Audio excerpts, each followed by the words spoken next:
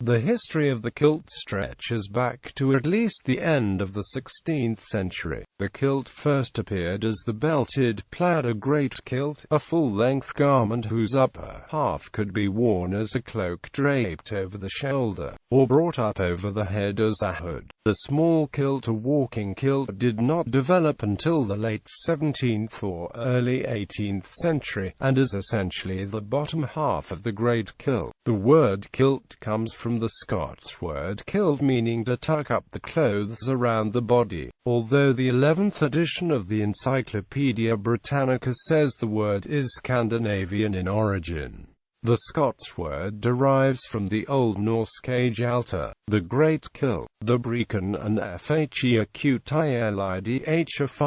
more is likely to have evolved over the course of the 16th century from the earlier brat, or woolen cloak, which was worn over a tunic. This earlier cloak or brat may have been plain in color or in various checkered tartan designs, depending on the wealth of the wearer. This earlier fashion of clothing had not changed significantly from that worn by Celtic warriors in Roman times. Over the course of the 16th century, with the increasing availability of wool, the cloak had grown to such a size that it began to be gathered up and belted. The belted plaid was originally a length of thick woolen cloth made up from two loom widths sewn together to give a total width of 54 to 60 inches, and up to 7 yards in length.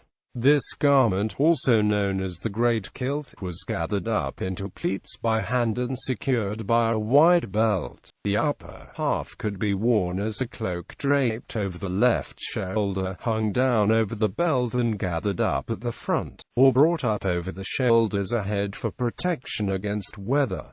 It was worn over a LCCN and could also serve as a camping blanket. A description from 1746 states, "The garb is certainly very loose, and fits men inured to it to go through great fatigues, to make very quick marches, to bear out against the inclemency of the weather, to wade through rivers, and shelter in huts, woods, and rocks upon occasion, which men dressed in the low country garb could not possibly endure. For battle it was customary to take off the kilt beforehand and set it aside, the Highland charge being made wearing only the LCCN war shirt." The exact age of the Great Kilt is still under debate. Earlier carvings or illustrations prior to the 16th century appearing to show the kilt may show the LCCN crowage in a length shirt of leather, linen or canvas, heavily pleated and sometimes quilted as protection. The earliest written source that definitely describes the belted plaid, a Great Kilt, comes from 1594.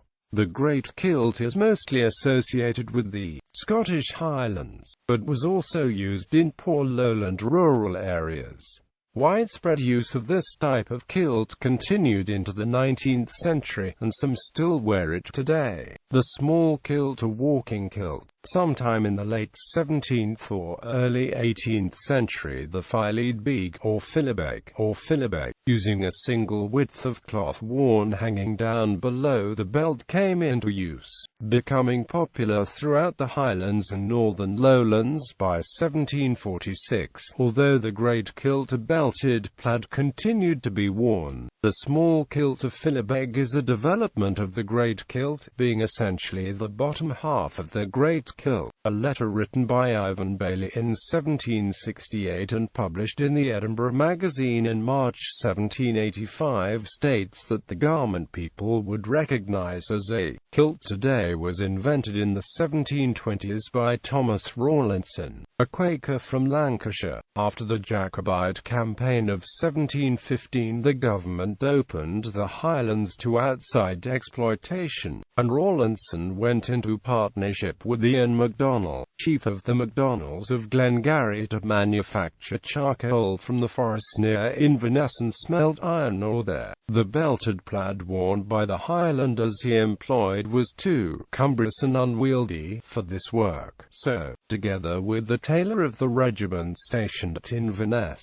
Rawlinson produced a kilt which consisted of the lower half of the belted plaid worn as a distinct garment with pleats already sewn. He wore it himself, as did his business partner, whose clansmen then followed suit. It has been suggested that there is evidence of Highlanders wearing only the bottom part of the belted plaid before this, possibly as early as the 1690s, but Rawlinson's is the earliest documented example with sewn-in pleats, a distinctive feature of the kilt worn today. The tailored kilt was adopted by the Highland regiments of the British Army, and the military kilt and its formalized accessories passed into civilian usage during the early 19th century and has remained popular ever since. The earliest extant example of a tailored kilt is from 1792. Prescription and revival of the kilt. A characteristic of the Highland clan system was that clansmen felt loyalty only to God, the monarch, and the chief. The Jacobite risings demonstrated the dangers to central government of such warrior Highland clans, and as part of a series of measures the government of King George II imposed the Dress Act in 1746,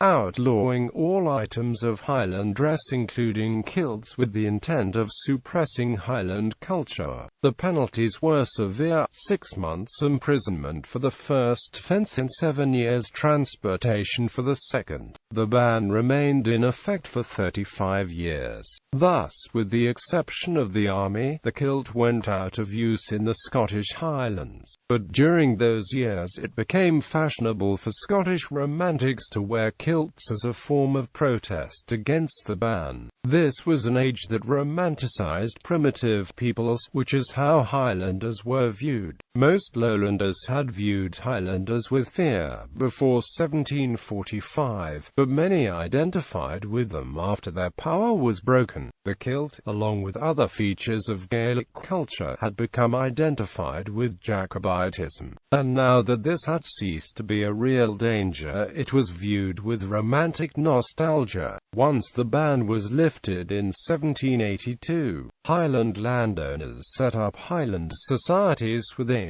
including improvements and promoting the general use of the ancient Highland dress.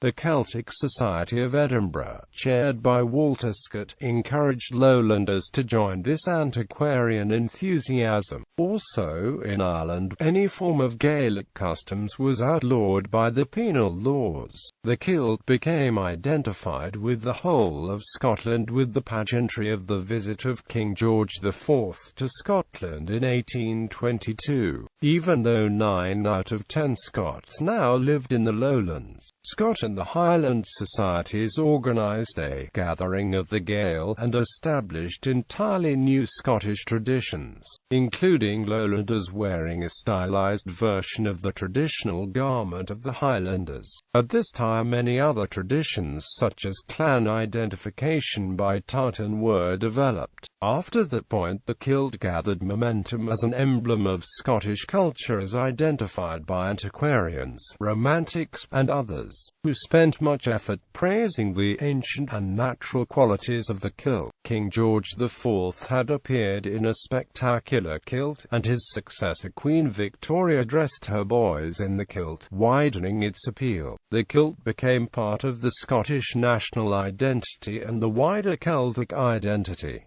Military use. From 1624 the independent companies of Highlanders had worn kilts as government troops, and with the formation into the Highland Regiment in 1739 the Great Kilt uniform was standardized with a new dark tartan. Many Jacobite rebels adopted kilts as an informal uniform, with even their English supporters wearing tartan items during the Jacobite Rising of 1745.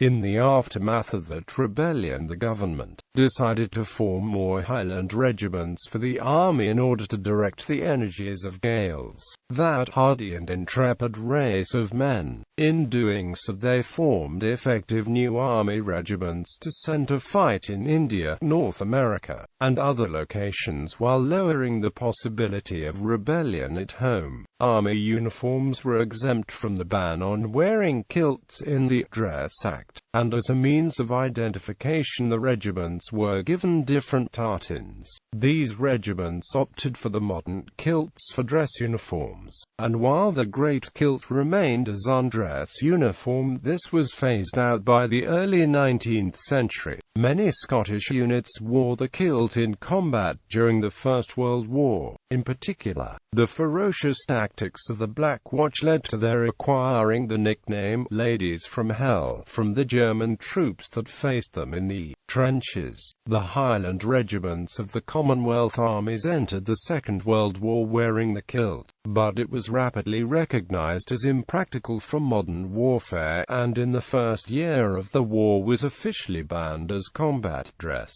Nonetheless, individual exceptions continued, and it is believed the kilt was last widely worn in action at the evacuation of Dunkirk in May 1940.